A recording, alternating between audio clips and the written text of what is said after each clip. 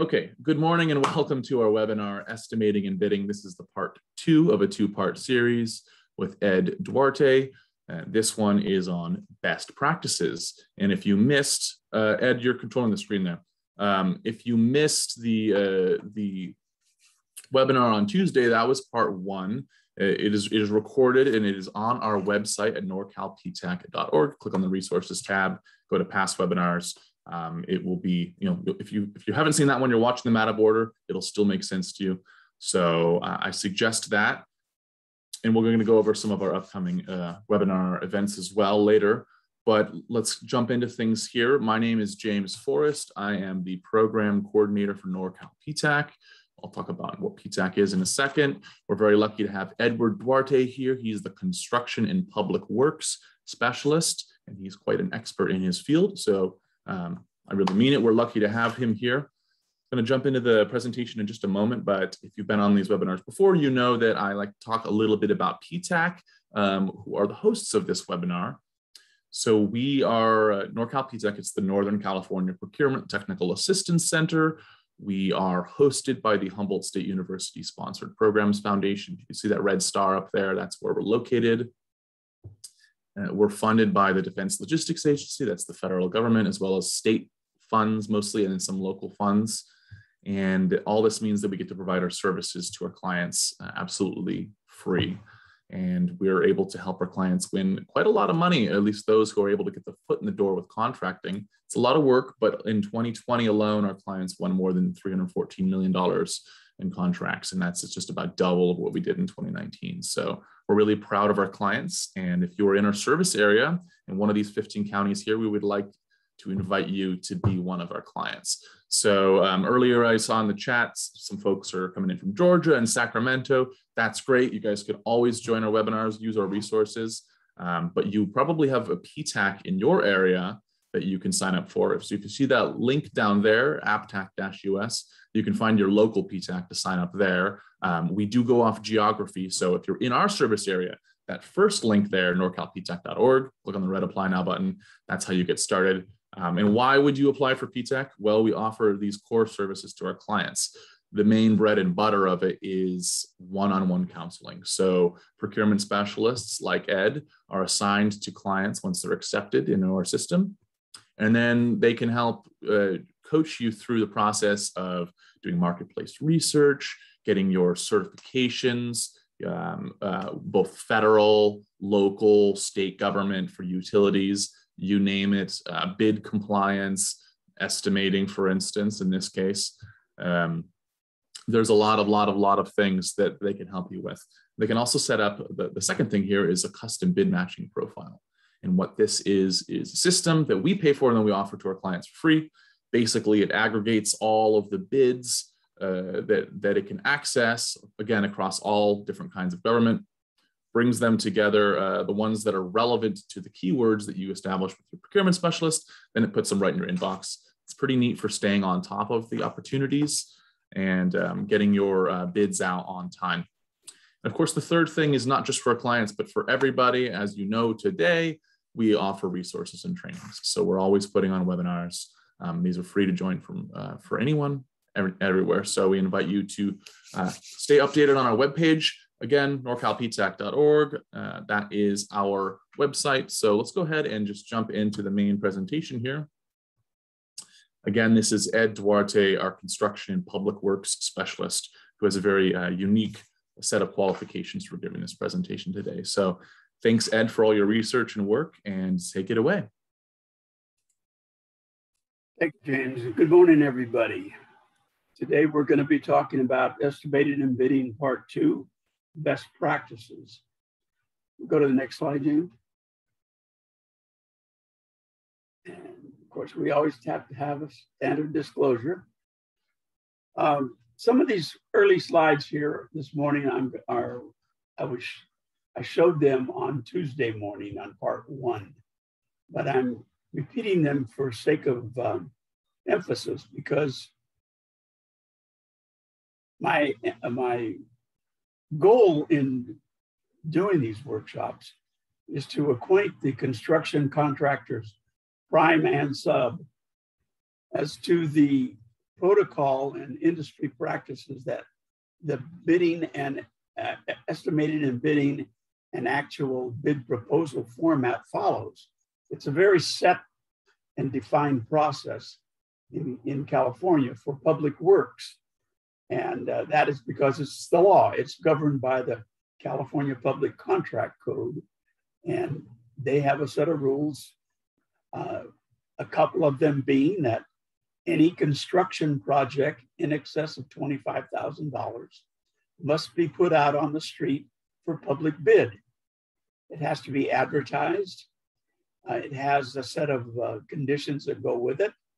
And if you're not familiar with how that process works, then I've had a lot of clients come and tell me, I just don't understand the process. Nobody's responding to my bid proposals. I'm turning subcontract pricing and I don't hear from the prime, et cetera, et cetera. And most of the time, like 99% of the time, it's because they haven't followed the format. They haven't followed the protocol. They haven't followed the typical sequence of events that happens in the public works construction contract industry. So that's what I'm going to be talking about today. And the last third of this morning's workshop, I'm going to open up a spreadsheet that I think will explain a lot of how and why we do what we do in order to accommodate these rules and regulations that the government has put in place. So again, key points to consider: the contractual requirements and the general conditions. These are always spelled out in the bid documents. Bonding and insurance requirements, that's a state law. It's the prime has to bond the project, and a subcontractor, the prime may, if they so choose, decide to require bonds from a subcontractor. We'll talk about that in a little while. There's always a pre-bid conference, at least most of the time. And prior to COVID, we used to do it in person, and it's still a necessary process. They've tried doing it on Zoom. It's not the best of all worlds, but it's better than nothing. Now that we are hopefully getting back to normal, somewhat normal, then if a job walk comes up and you have a heavy involvement as a potential sub or let alone a prime contractor, you need to attend that job walk. Union and non-union issues during the bid, I will talk about more a little later. And from a general contractor's perspective, you are turning in a bid proposal. You do not have to write up anything. Unlike the private sector, where you give a proposal with a whole bunch of terms and conditions, that isn't what happens on a public works construction project. The bid proposal form is always provided. And as I said Tuesday, if you can read, you should be able to fill it out. It's what you fill it out with that matters. From a subcontractor perspective, a little sidebar here. A lot of these workshops and a lot of you subcontractors, you respond to these outreach efforts, and some of you get the impression, I'm going to do business with the state, I'm going to do business with the county, with the school district. Pardon me. I'm going to do business with BART or Bay Area Rapid Transit or the local sewer district. As a sub, you are not doing business with them, okay? Your subcontract will be with the prime. End of discussion. It's a big difference. What ties you to the project is that you have to bid and build in accordance with the plans and specifications. But your contract is not with the owner. It is with the prime contractor. Next slide. As I said, under bonding and insurance, those requirements are always included. and they are you cannot waive them. You don't get waivers for that. It's non-negotiable, so to speak. And for you prime contractors, when we talk about providing performance and payment bonds, not referring to your license bond. Securing a line of bonding takes at least 30 days to get qualified. So if you are financially capable of taking on a prime contract and you don't have any bonding, then don't waste your time estimating the job, a current contract that's coming up, because you need to provide performance and payment bonds, and you don't get those overnight. It's a whole different process. The prime contractor must bond, as I said, period, but sub-bonding is at the sole discretion of the prime. And due to the high risk of the industry and the nature of how the bid process works and how the spreadsheet is set up, for me as a prime, when I enter your subcontract proposal price into my spreadsheet, it's a firm number. And that number is all I get. It's all I have for your cost should I get the contract. So if something goes wrong with the subcontractor during the course of the project, and I have to replace that subcontractor, I'll never be able to finish that sub's work with another sub with the amount of money that's left in the subcontract. It never happens. It'll always cost more. So that differential is not a change order. I don't get reimbursed from the owner just because I had a subcontractor go belly up on my job. Therefore, I want performance and payment bonds. That level of subcontractor bonding is at my sole discretion, and it depends on how much risk I want to take with any particular subcontractor. But it is becoming standard operating procedure with most public works primes. And the insurance specs, as I said, they apply downline to the subs in the same context as to the prime, and the prime cannot waive them. Next.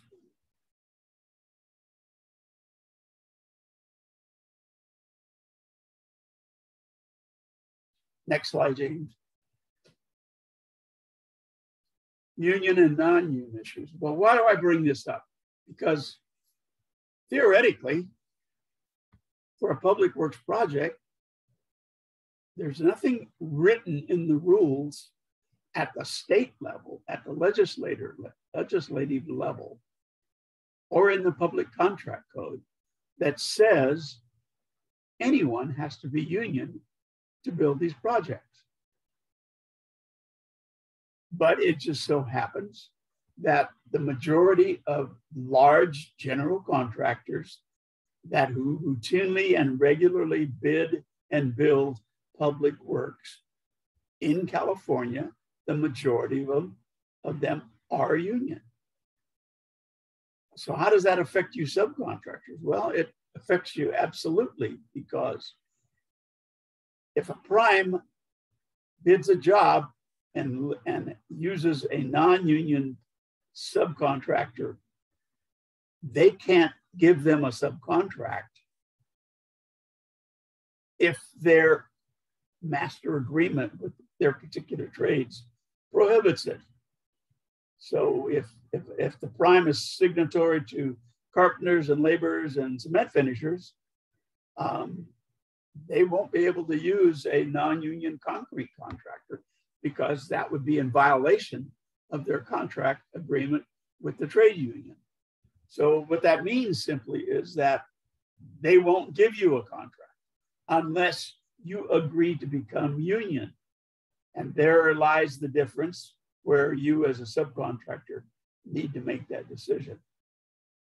Separate from the public contract code can be language in the bid documents provided by the owner that could say, we as an owner have decided to collaborate with the local trades unions, and we have a project labor agreement in place, in force for this particular project. If such language is in the bid documents, we call that a project labor agreement, a PLA. If there's a PLA on this particular job you're building, then there is no option. All workers on the site must carry a union card, and there is no waiver to that. So if a small open shop DBE cannot or will not go union, then don't waste your time preparing an estimate and submitting your bid, because you're not going to get the job. That's just the way it is. Next. Contacting prime bidders, these meet and greet sessions that we all hear about, where a whole bunch of primes will have a booth in a large room, and they invite all the subs and suppliers to come in and get acquainted. It sounds good. It serves a purpose, but the reality is, at best, they're going to get your capability statement and your business card, and you will be placed on their list of prospective available subs. And it may or may not be a preferred list. If it's a DBE list, I can guarantee you, you're going to get an email, an invitation to bid for every single project they plan to bid, whether you could possibly participate in that, in every job they bid, let alone some of the very large projects. So in lieu of all this, I always suggest and encourage subcontractors who are looking for jobs to bid to do your own homework. Next. You need to search and find projects that fit your profile. So then we hear at these workshops, oh, I don't know where to find us any job. Well, you know something? I think then you need to up your game, because every single public agency in California, I don't know of any that don't, they all have websites. And all these websites have a tab that says, doing business with City of San Ramon, doing business with County of Contra Costa. And if you drill down on those tabs, you will find their capital improvements projects that are out to bid. If there are none in that tab, then there's no projects that are to bid currently for that particular agency. Once you find that, open up the description and look at the engineer's estimate and see if it's your type of work. See if there's any work in there that you could possibly bid on. And again, if you're a sub or a supplier, remember, you're going to be quoting to the prime. You're not quoting to the owner. I'll talk about quoting to owners direct in a minute. So take a look at the nature and type of the project, the location.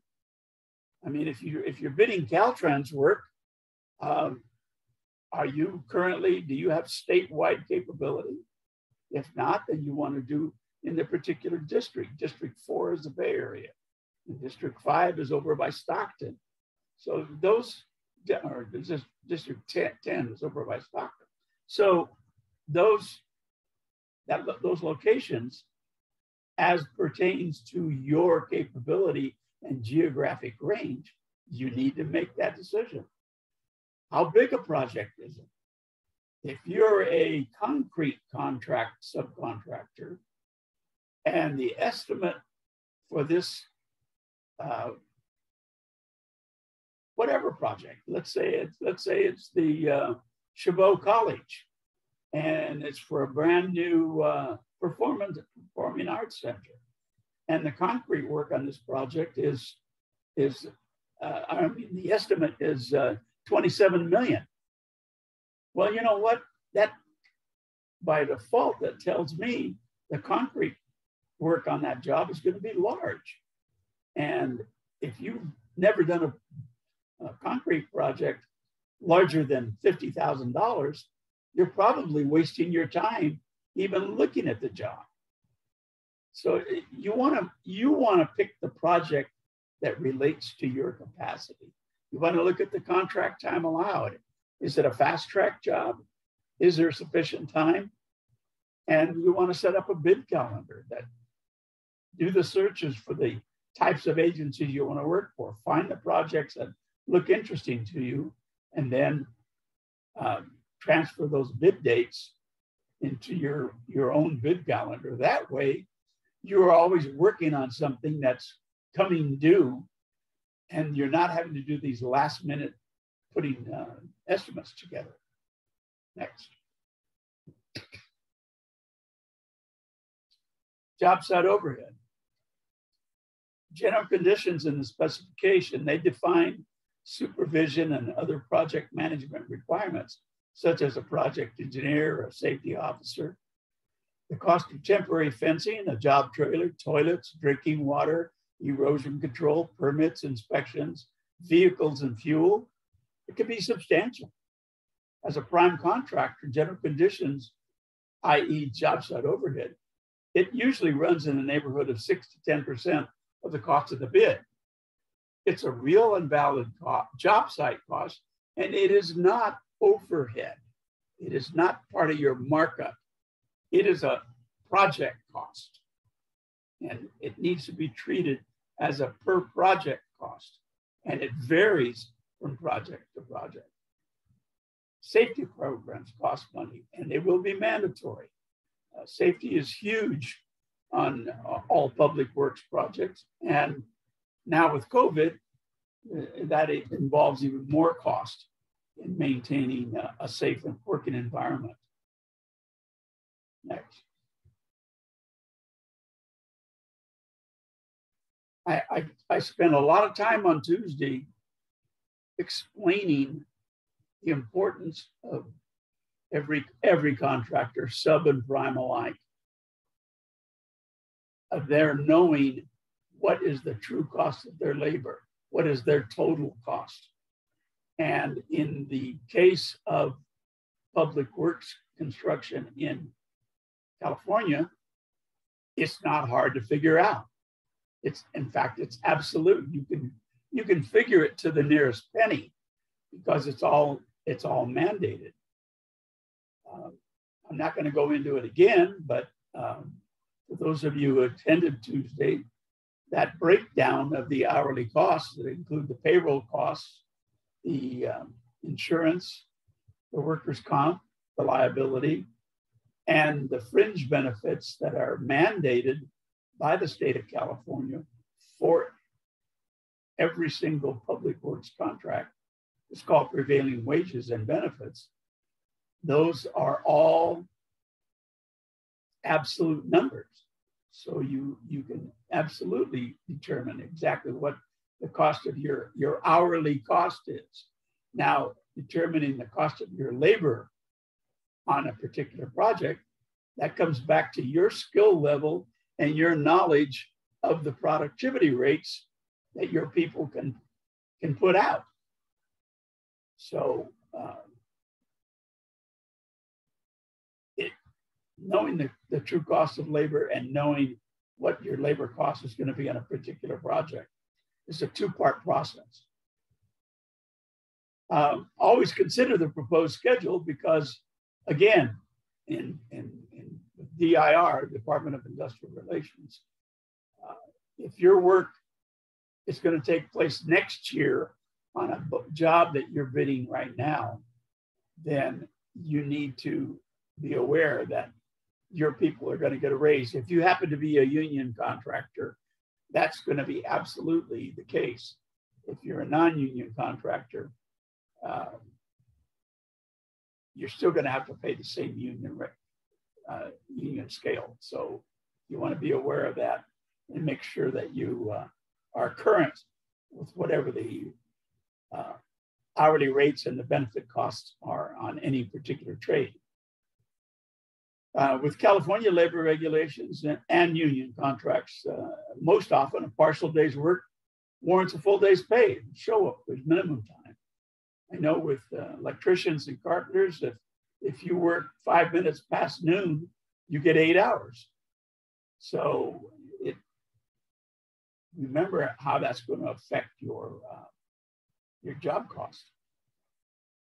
And multitasking requires multiple pay rates. That's only going to be applicable to non-union contractors who will have somebody get on a backhoe and get paid operators rates. And then when they get off the backhoe and they get in the trench, they get paid laborers rates. Well, that's theoretically what can happen.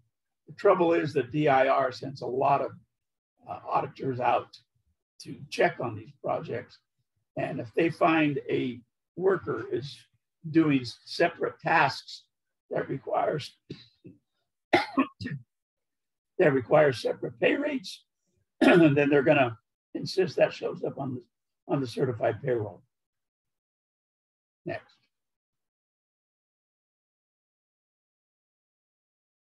I get a lot of questions about material costs. Some of you may be suppliers that are out there listening this morning. I think the first biggest rule to make sure of, and the contractor, sub or prime, excuse me for just a minute.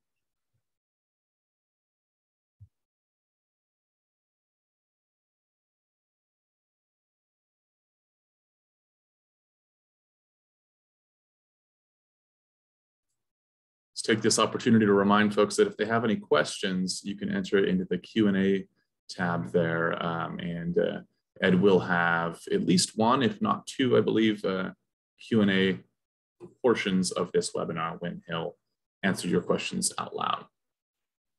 So, thank you for excusing me there for a minute. I had to wet my whistle. Okay, so there's two problems that occur with material supplier quotations. It can generate a whole bunch of questions. The number one problem is I'm a prime or I'm a sub, and in order to do this job, I'm going to buy certain materials.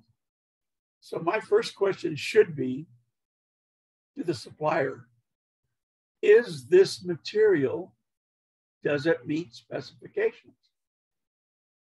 Because if it doesn't, I use your quote, and I'm awarded the project, and I submit my submittal for review by the architect or engineer, and they take a look at this product and they say, you know what, this is not what we wanted.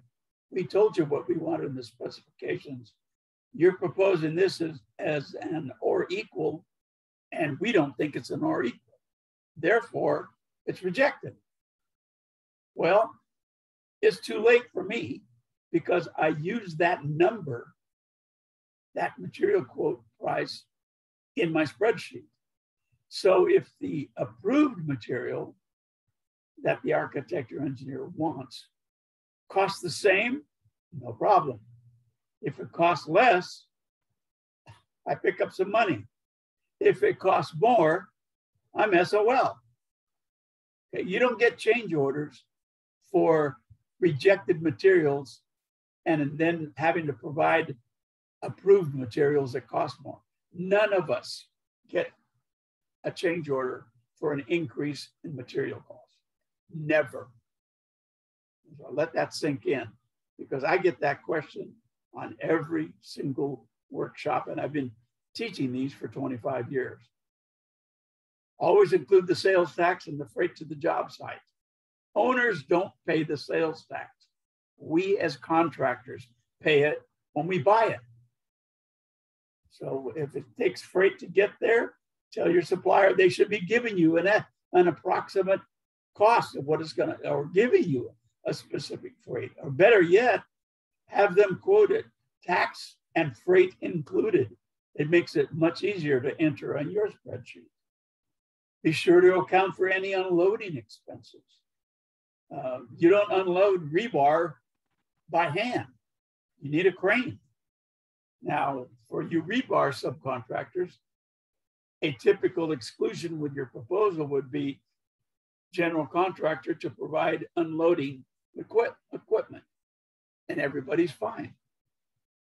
Under my experience in the years of bidding and building public works, I know that I need a boom truck at least, if in fact not a crane, on the job site to unload all rebar for the concrete work. The next point is really important. It goes back to the same thing, same importance, is if the material is approved for use in the project, and that's, can they deliver it within the contract's scheduled contract time?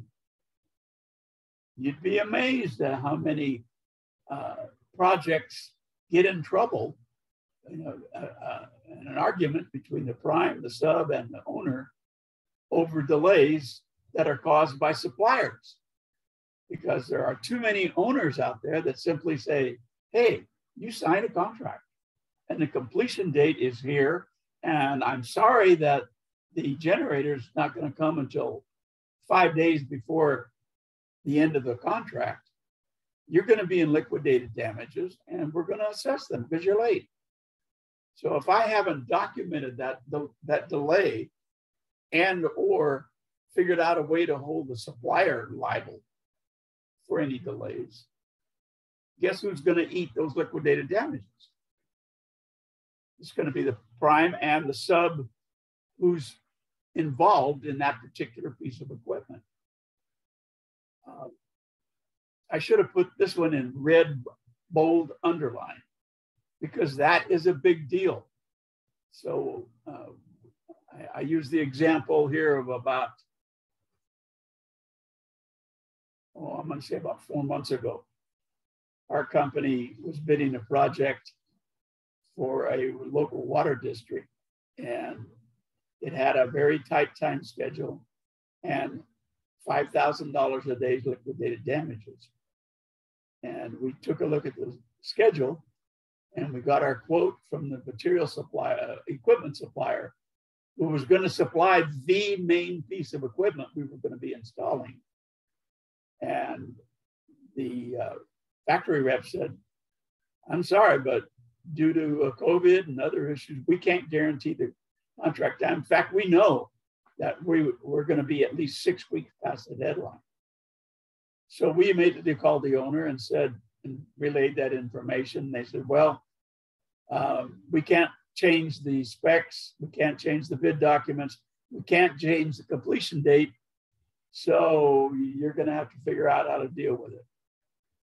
So we said, you know what? We don't want to get into a pissing contest with the owners over this. We passed on bidding the job.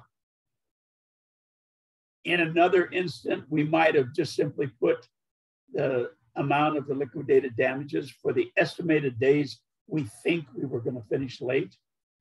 But the point is, if a supplier of major items on the project is not going to deliver in time, you as a contractor will be paying the price. Trust me, it happens all the time. Get a commitment in writing from the supplier for price protection. How are you going to do that? They're going to tell you, you say, I don't have any leverage over Kohler generators. Their nearest rep is Sacramento, or their nearest rep is Moline, Illinois. Caterpillar generators come from Illinois. Well, get an approximation. How long is the price going to be good for? It's going to be good for 30 days. Well, the bid documents for me as the prime state I have to hold my price for 60 days. So I'm going to go right back to that supplier and say, okay, I believe you, I hear you. What do you think the increase is going to be? And they might say, well, we're not sure, but I'd put in at least 5% to be safe. So I put in 5%. Now that might affect my bid. It affects my bid by a math number of 5% of that particular equipment cost. And maybe my competitors are gambling and they say, oh, we think that the prices are going to stabilize. And they don't put that 5% in. Well, one of us is going to win and one of us is going to lose. And whatever happens is what happens. If I put the 5% in, again, like the example I gave a minute ago, if the price of the generator goes up by 5%, I've got money in for it. If the price doesn't go up, I've got a bonus. If the price goes down, I've got a bonus. If I gamble and stay with the current price, I'm at risk for the price increase. In any of those scenarios, I will not get a change order from the owner for any increase. So that's why I say in the next line, get an estimate, get familiar, get an estimate on the possible increase and use it. Get familiar with payment terms. This is a big deal, folks, because you're not getting any deposits. There is no upfront money from general. If I pulled 100 general contractors in California on public works, and I asked them, how many of you provide upfront money to your subcontractor? I'm not gambling when I say 99 out of 100 would say we never loan them any money, because the money is coming from their pocket. It's not coming from the owner. Owners do not provide deposits on public works contracts, especially the big players, the Bay Area Rapid Transits, the water districts, school districts. It isn't done. So if you need cash reserved to buy material, you need to have it. And finally, always use a purchase agreement in lieu of a standard purchase order. A purchase agreement is simply a purchase order on steroids, or you might also call it a minor subcontract agreement. A PA incorporates similar language to a subcontract that says you, the supplier, are liable for damages for late delays. You, the supplier, are liable, are guaranteeing that this product meets specifications. So it incorporates language that ties their performance and the quality of their product. It ties it back to the bid documents. Next. Admin costs. On every project management costs can be substantial, depending on the size. The bigger the job, the more expensive that project management cost is. And on certain transportation projects, liability insurance limits can be substantially higher than normal. If you're bidding on a project that is very close to a railroad, the liability limits usually go up to 10 million or more. Certified payrolls have to be filed weekly. And for open shops subs, your workers will get the entire prevailing wage package, which means the wage and the fringe benefits.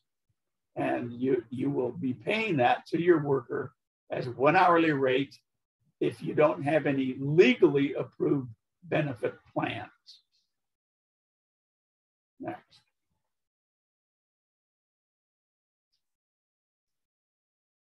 Another thing that can happen for us as primes is what happens when I don't get any sub-bids or I don't get any material quotes. Am I going to simply pull the plug on my estimate and stop the process and not bid the job?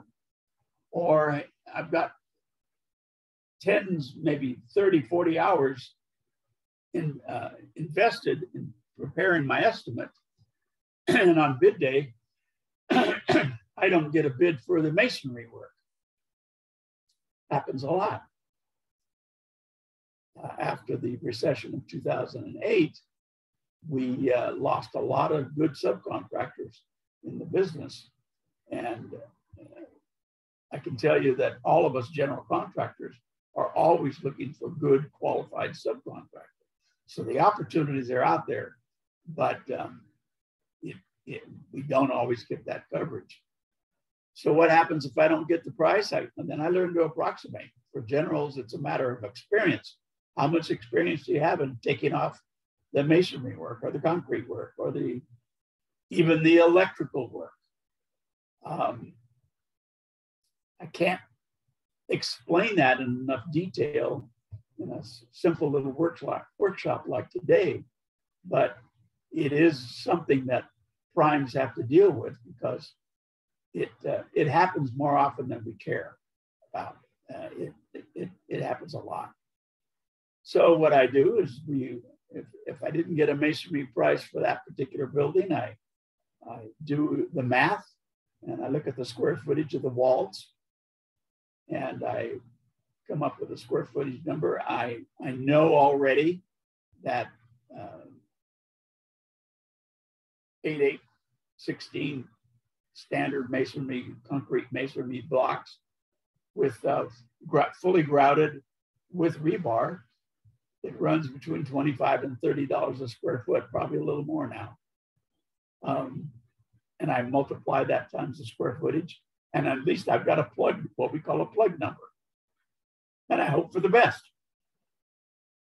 If I get the project, I don't have a subcontractor for masonry. So I'm going to need to talk to a friend, quote unquote, masonry subcontractor who didn't bid the job and say, hey, how come you didn't give me a bid on bid day? Oh, we were too busy, Ed. Sorry about that. And I said, well, I've got this job. Here's the plan on it. Here's the square footage. Can you do it for X number? And hopefully I'll sell it. I've got to figure out how to do it because I wound up being low on bid day, and I have it in essence a bid that has a plug number for the masonry work.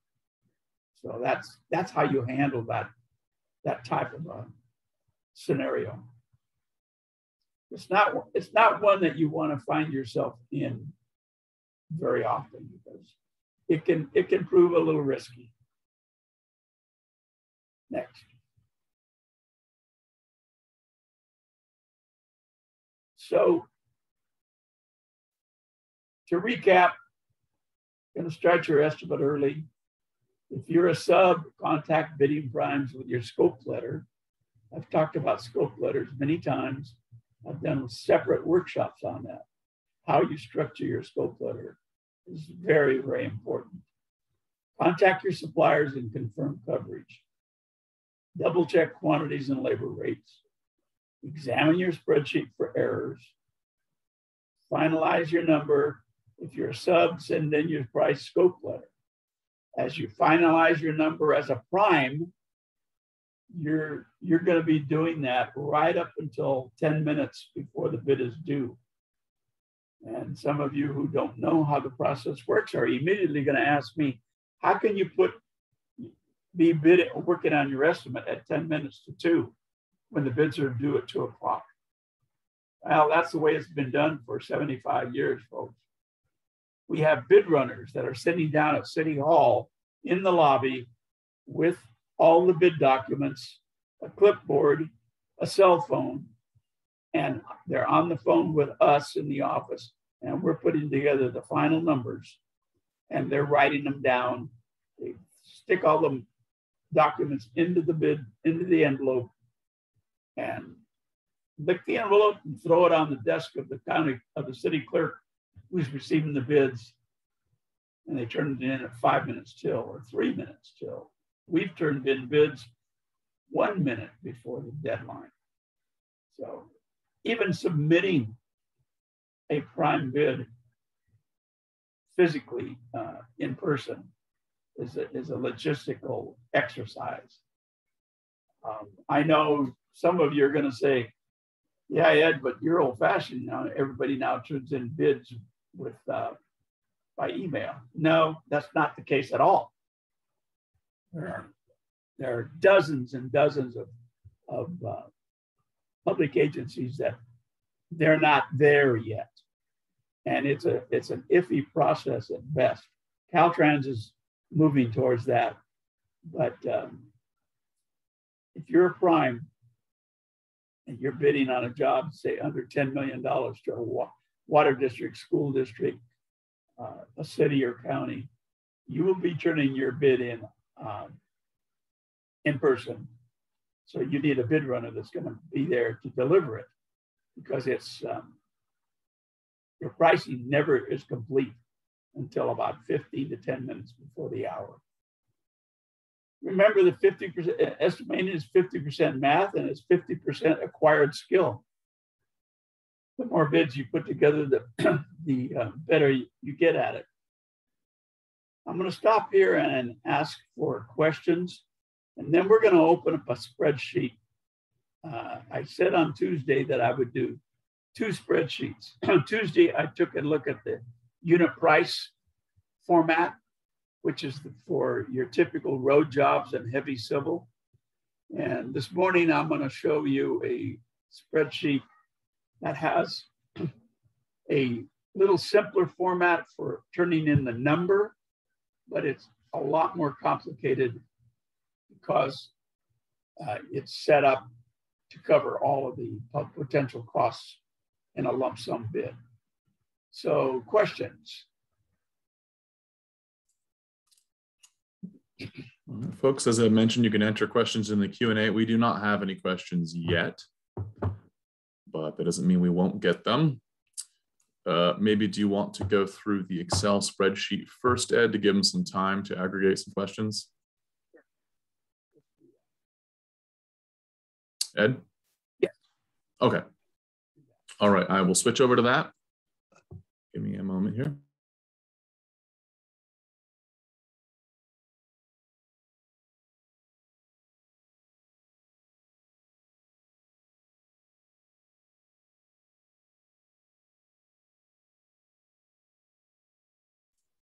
Okay, take it away.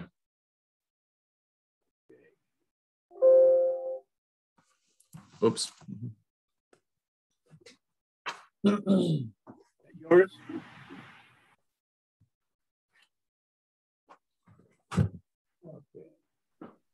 Ed, we can't hear you. Can I get this?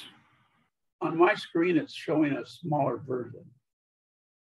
You can make it full screen, but we can see it full screen here. I think you just have Zoom minimized.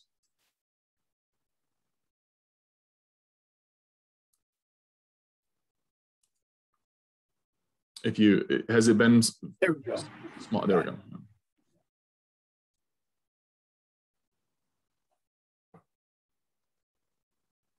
You good to go? All right, well, okay, we're ready to go. I'm unable to get to, oh, there we go. There we go. I'm trying to reduce the size of the exhibit itself, just a hair.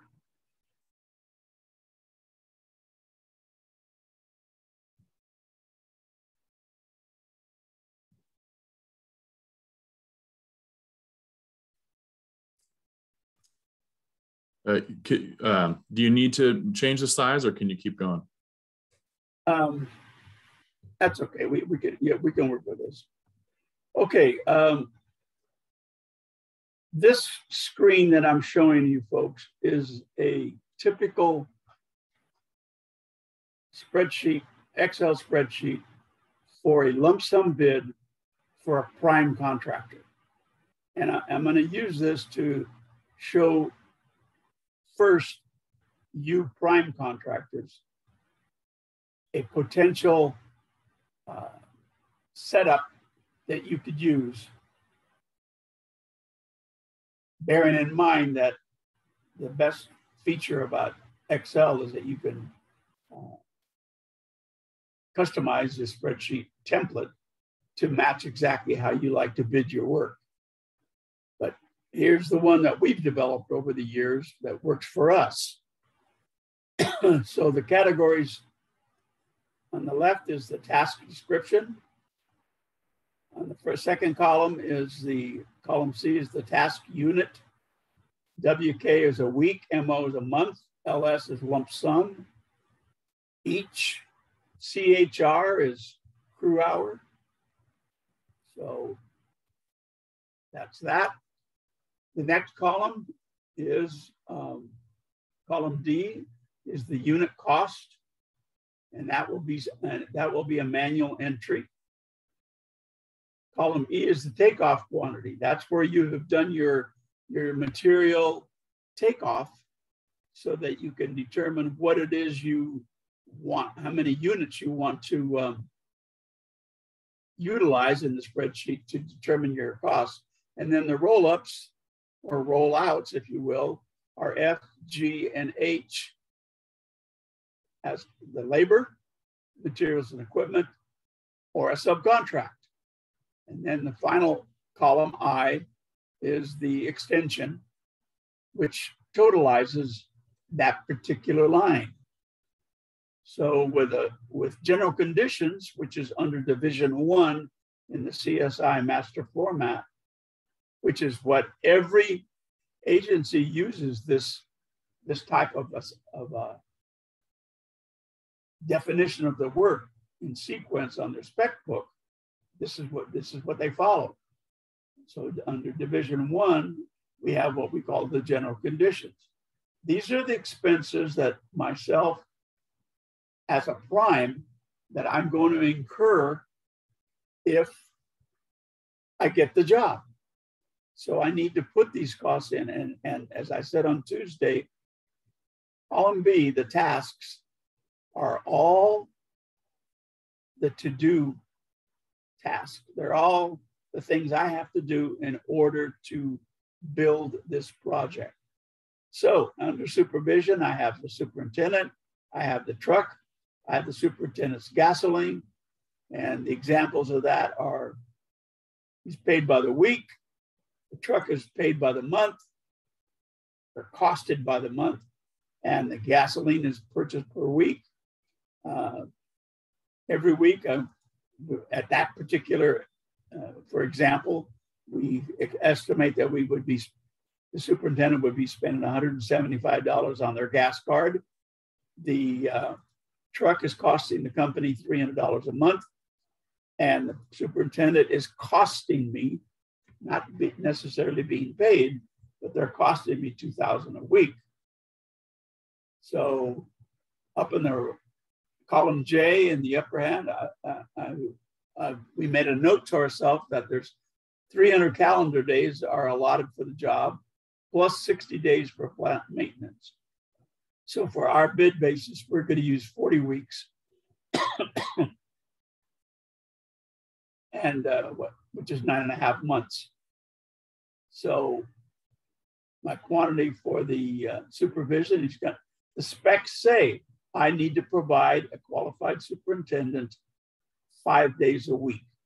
That's in the spec. That'll be written in there. So I've got 40 weeks at $2,000 a week, and it kicks out under Aztec labor at $80,000, and it also ends up as the roll-up.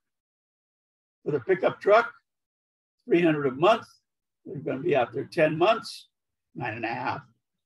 That's for a total of $3,000 under materials and equipment, and over a total.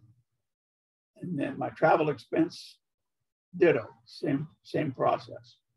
That's the process that the spreadsheet does for you. And what you have to do is fill in these numbers. Everything in columns in the extensions, everything in F, G, and H, and I are prepared for you via a formula. Usually D times E. So other expenses could be, there's the safety program, we have a lump sum, we're going to allow $1,800. And in this particular example, if I put in 1,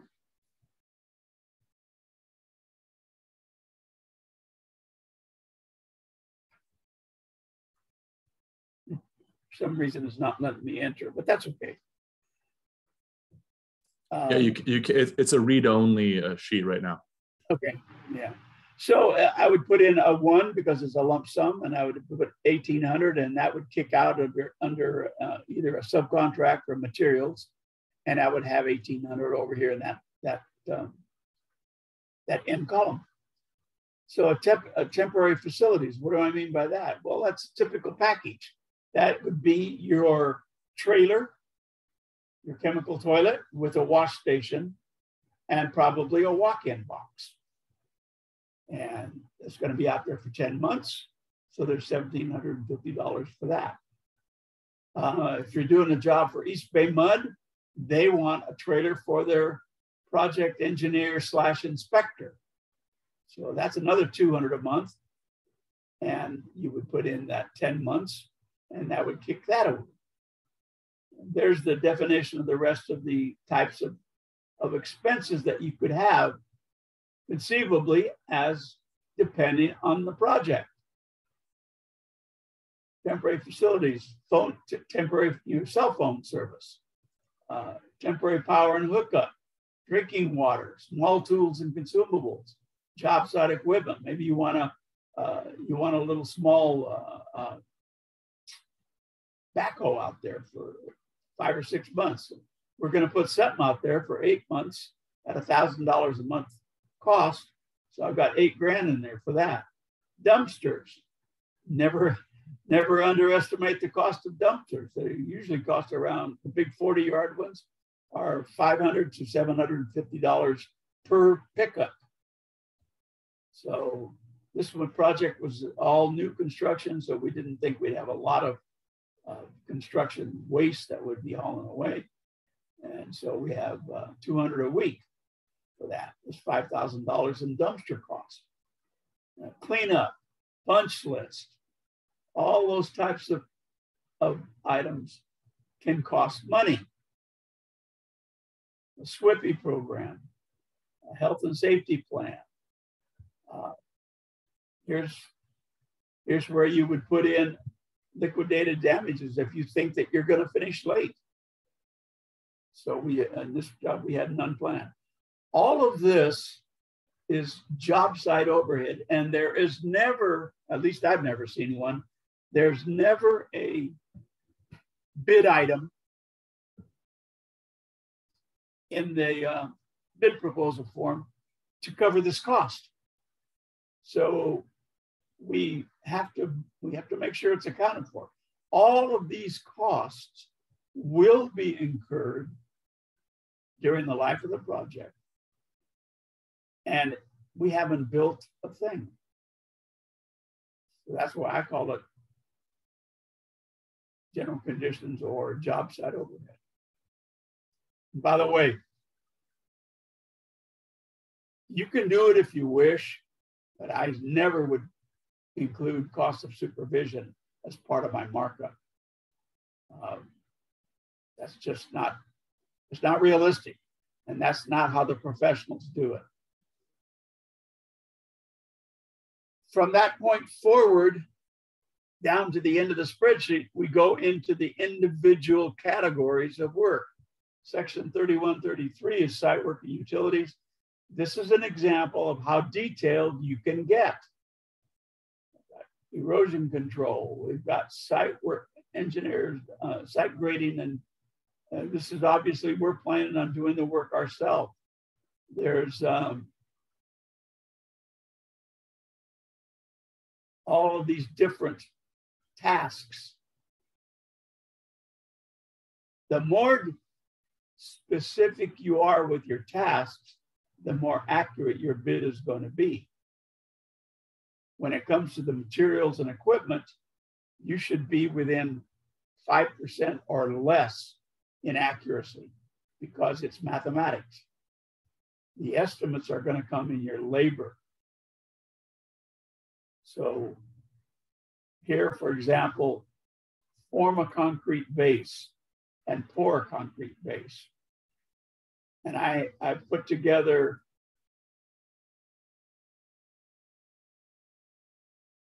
for forming the base, I have one carpenter and two laborers or one carpenter, one labor at $110. For pouring the concrete base, I've got two finishers and a laborer. So I've made up a crew, an equivalent crew hour rate. I figured that they're going to be out there most, if not all, of the full day. So I put in 8 hours. So with that, I have $880 allowed to form the base, and I have $1,480 allowed to pour the concrete base. So this item is a labor estimate. And I emphasize the word estimate because I'm realistically saying my people can do that work in that amount of time. The cost per hour is easily defined depending on the number of people. It's this 8 hours that's nebulous. It's the 8 hours that's the estimate.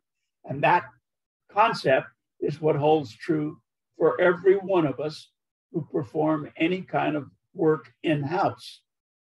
We estimate that our crews can do this amount of work in this amount of time. And that's the biggest risk we face in putting together a bid. Is our labor estimate correct? Hopefully you don't get burnt on the cost of materials and you don't get burned on the cost of equipment.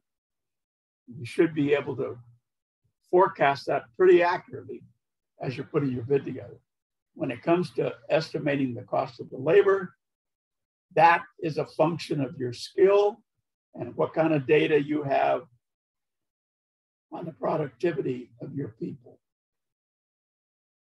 So there's more of the same. So that was site work. Since I'm the prime, I've got concrete work, and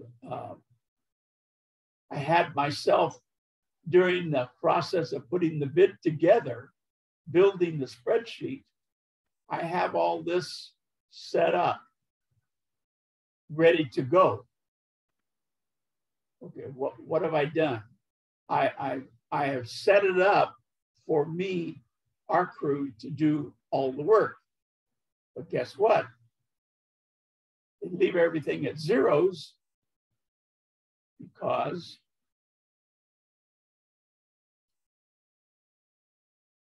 I'm getting a quote. And on bid day, I got a quote for a lump sum price from NC Concrete Construction for $15,750.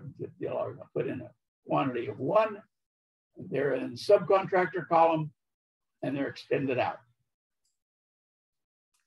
Hey, Ed, we have a pertinent question here. Under unit task, what does LF stand for? Gloria is wondering. Lump sum. Lump LF or S? Maybe she was a typo. Okay, S. Yeah, lump sum.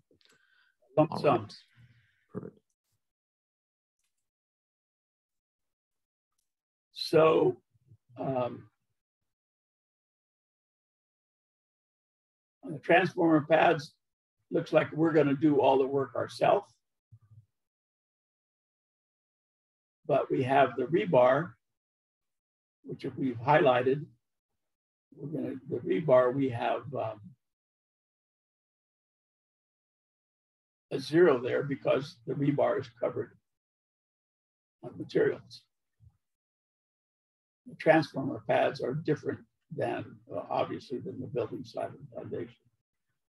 But again, the process of defining the task, making sure you use the appropriate unit definition, and then inserting the correct unit prices, you would, if you were going to do the work in-house, You put in the number of hours or the number of days that you think it would take, and you would wind up with a price. And hopefully it would be a little less than the $15,750. It might be more. We've done this exercise many, many times. We used to do a lot of our own concrete work. And we found out that quite often a subcontractor who does nothing but concrete work, they're more efficient because that's what they do day in and day out. Whereas we do demolition, we do concrete, we do framing, we do sheetrock. So it only makes sense that in some cases, a subcontractor is going to be more efficient than we are. So there's how we would enter the concrete work. Under masonry, we don't do block work, so we simply hope for, and we did get a quote on bid day for $28,200, and that's entered in the spreadsheet. Supplied and installed. Over here, I've added these just as a aside. I've put those two tasks in there, knowing that those costs are going to be incurred.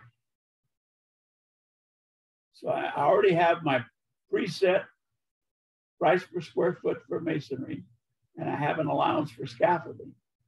But when I read the scope letter from the mason, he says, I've got all the rebar and I'm going to do the grouting and I have my own scaffolding. So I put in, I leave the zeros there. I don't put in any quantity because my masonry subcontractor has everything included. So that item is done. Under Division 5, structural steels and metals, same process. Okay, I got a quote for $5,800, but they excluded the open web steel joists. So I know there's 2 of them, and I've got to buy them at $3,500 each. So I've got $7,000 in there for that. I'm going to set them. And it's going to take my crew a day and $1,900 worth of labor and $500 worth of equipment, $2,400.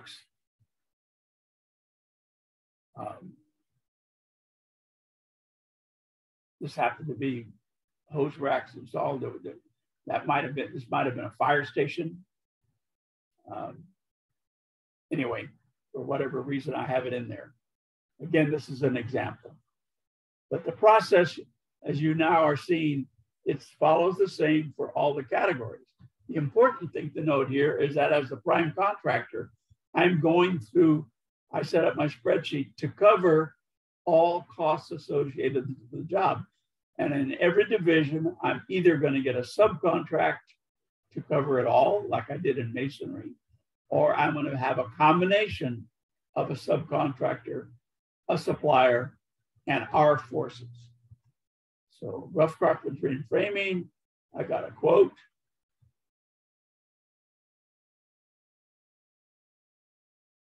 Under moisture and thermal protection for the rib metal roofing, I have a bid.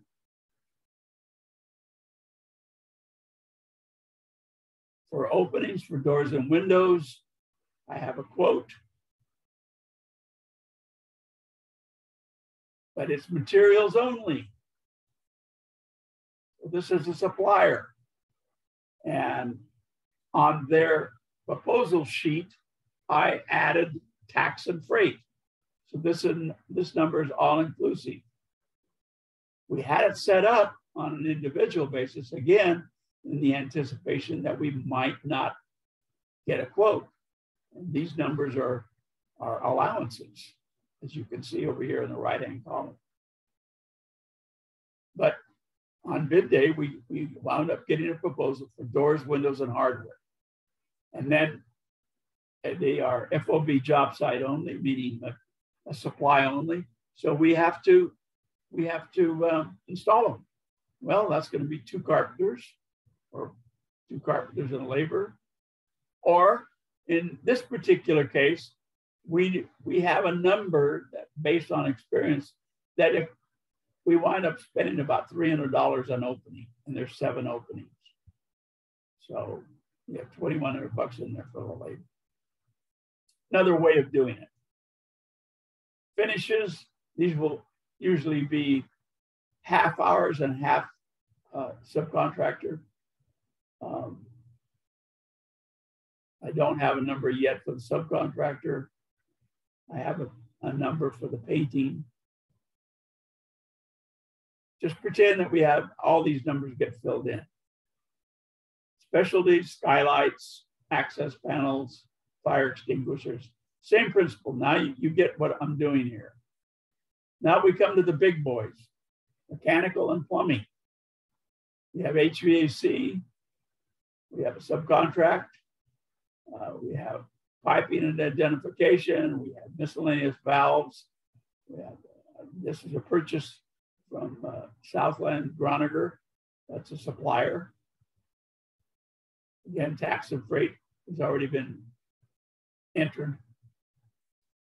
Specialty equipment, eye wash and safety shower unit, hose bib station, water manifold, chlorine analyzer. This must have been a wastewater treatment project.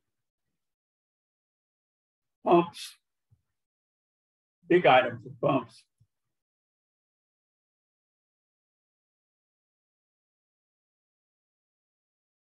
Because it's pump repair, must have been a furnish and install.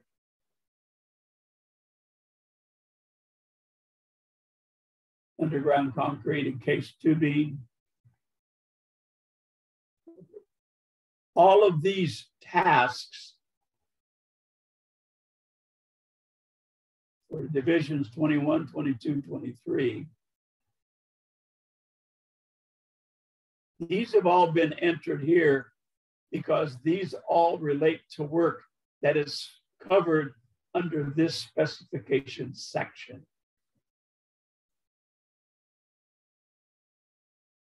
And in each case, by the way, over in the far right, it's rolling up the total cost.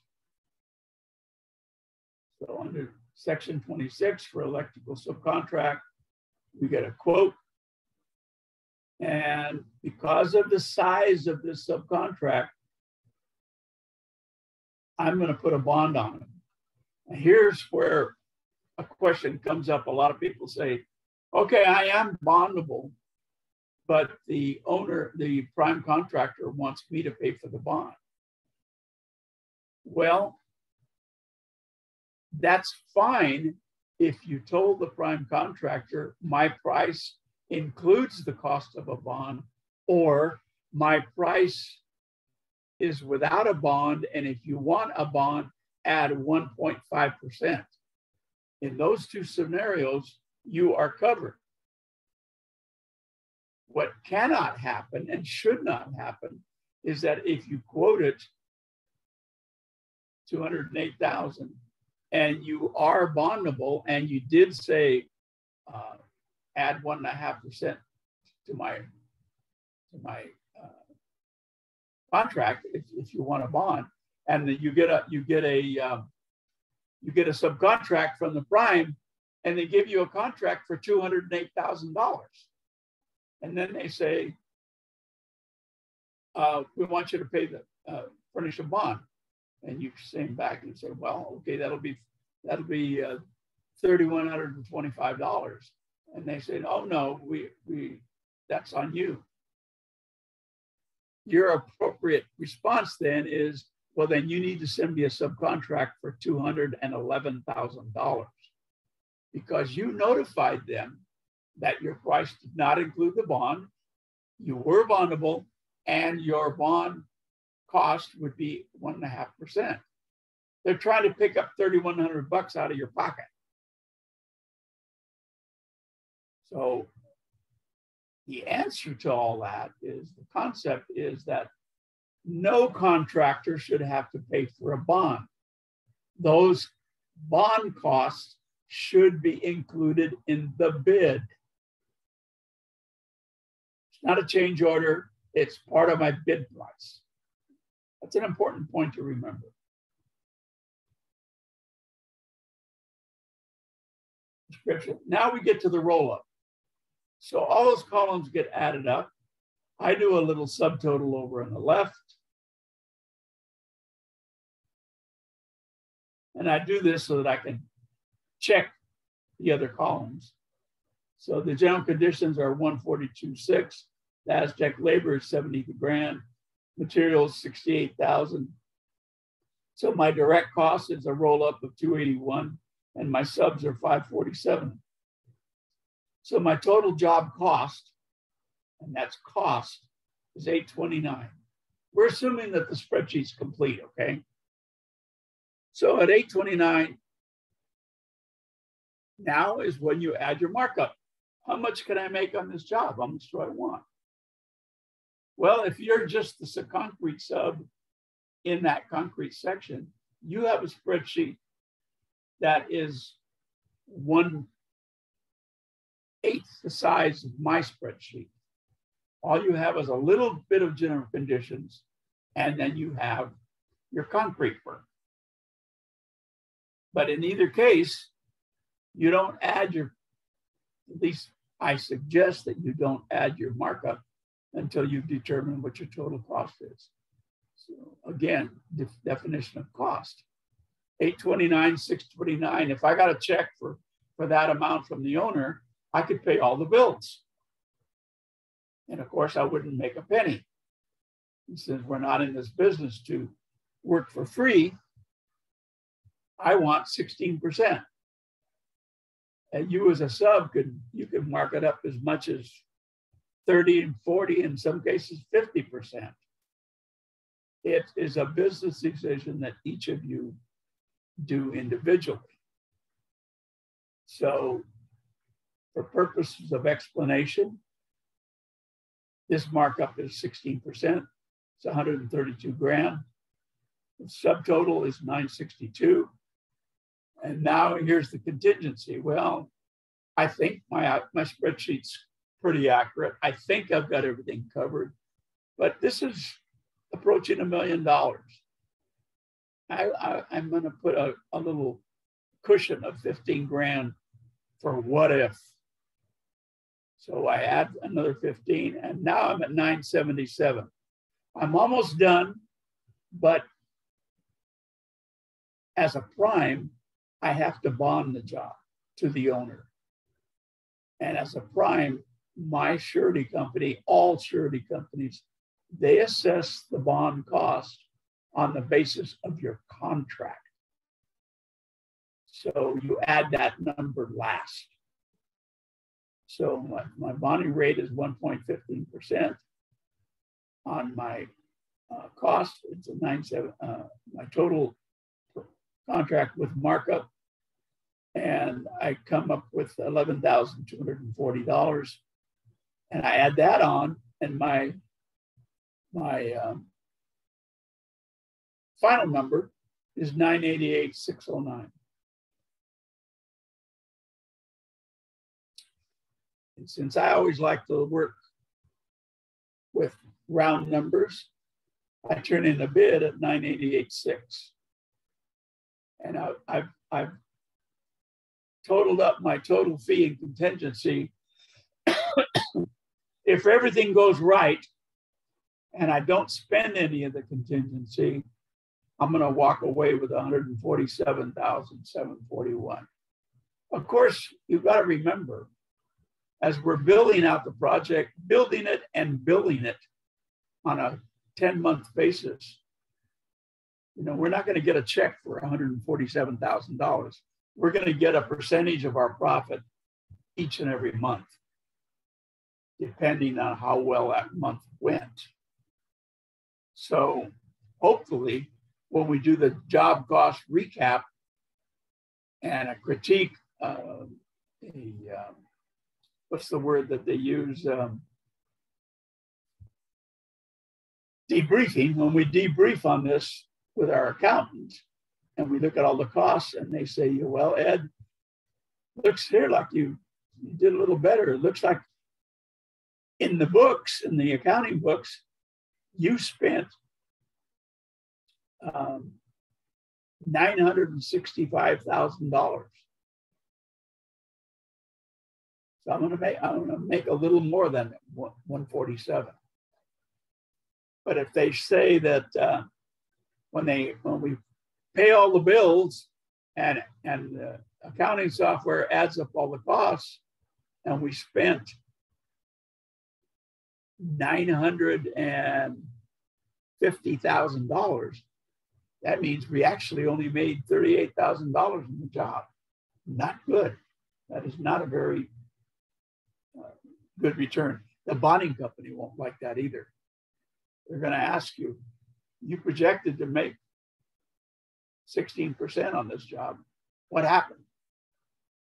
So that's how that process works. So I hope that I've given you an overview and a more detailed understanding of how these spreadsheets are put together. This is for a lump sum project. This is for a prime. But take all of these interim subdivisions, these cost categories, and erase them and just leave yours alone. For example, let's say the concrete guy.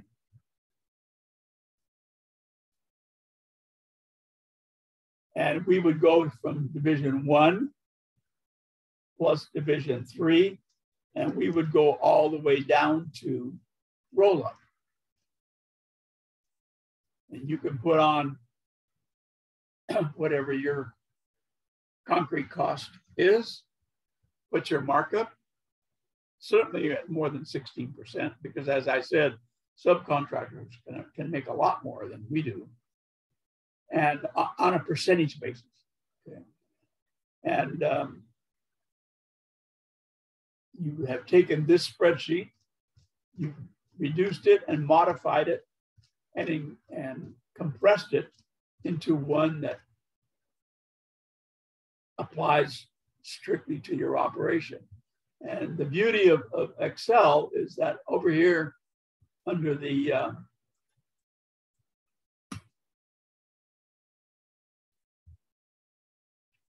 so I've lost the ability to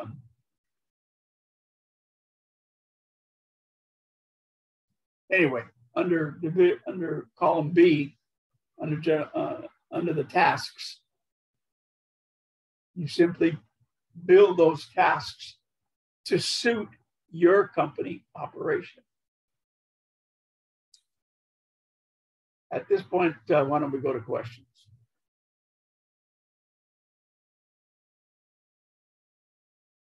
Yes, Pamela, the slides are always available.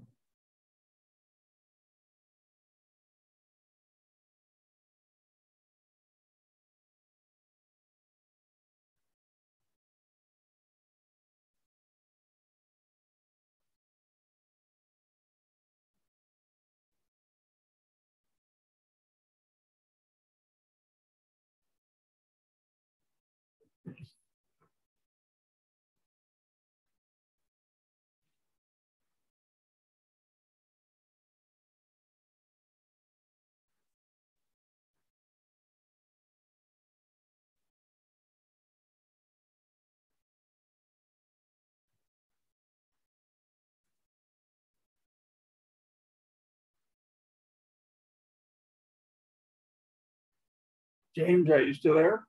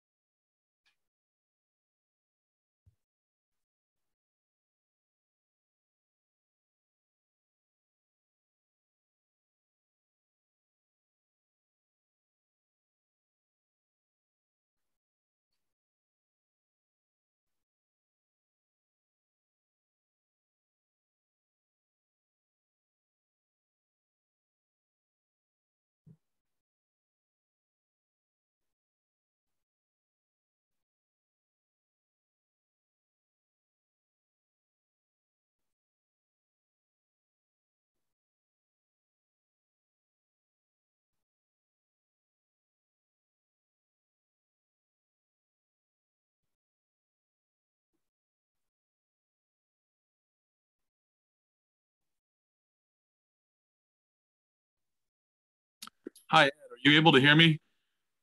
I can now. We just had an internet outage in Arcata, so we're not. I'm had to log in on my phone. I've been panicking, but I'm sorry to all the participants here. I guess I can turn on my video. Yeah, the internet just stopped working, and there's nothing we can do. So, where were you with the process? I had just answered Pamela's question, and I still had not seen any others. Looks like we have one question from. Oh, here we go. Yeah, okay. Daryl Collins, and again, sorry to everyone. That was outside of my control, but I'm trying to fix the situation. So yeah, for Daryl. Okay, Daryl. Oh yeah, Daryl. We've talked before. Does the union allow non-union contractor to use union labor on jobs that have a PLA? Yeah, it depends on the PLA. Some PLAs insist that the non-union sub hire people from the hall. Every PLA seems to be a little different. Typically what they say is that you can bring a core crew in, say 5 people or 3 people, and then your 4th person or your 5th person has to come from the hall. And in which case that would be, they would be assigned to you by the dispatch. Does that answer your question?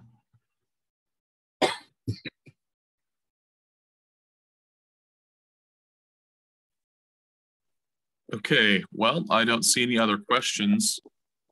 This may be a good time to go ahead and wrap it up unless we have another question that wants to come in. All right, sorry for the technical difficulty at the end, but thanks everyone for joining.